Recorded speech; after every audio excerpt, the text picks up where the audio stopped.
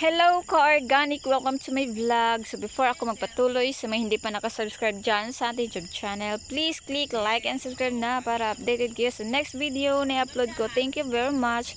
So meron ako ditong patola. Ayan oh. Naturally or organically grown patola. And meron pa doon. Ayun. Ayan. Patola. And may mga mature na dito, ayan. Hinihintay ko pa mag fully mature because itanim ko yan siya next cropping. Ayan. Meron pa dito oh, malapit na siya mag fully mature. Marami yan siya hanggang doon yan sa dulo. Even itong tip niya or udlot niya, masarap ito siya. Masarap sa munggos. Ito pa yung niya o bunga niya, yung maliit. Naturally or organically grown patola. So, mayroon pa na sa flowering stage pa lang. Ito, nasa flowering stage. Ito, ayan. Ang maganda kasi dito, masarap siya ilagay sa munggos, sa mga sabaw-sabaw.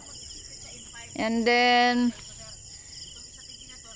ilang harvest pa ito, sira. Kawawa naman. So ganun talaga ang buhay. Kinuha ko na kasi madamage yung iba.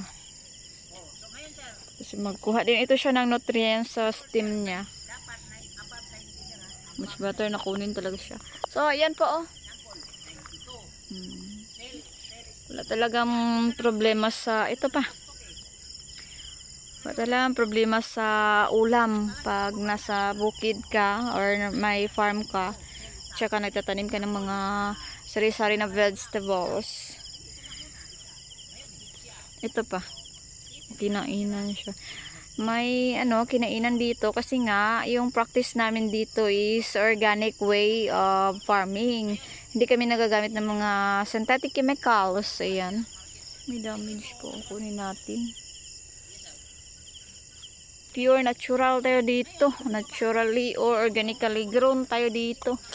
Bawal tayo mag-spray ng mga synthetic chemicals. Ayan po, oh, marami pala. Ngayon ko pa siya na-check. Marami. Dito pa, meron pa. Oh, ito. Malapit na siya ma-mature. Ayan. Meron pa yan dyan. Ayan oh, may nasa flowering stage pa. Maraming naga-flowers pa, naga-produce na flowers. Ito flowers din oh.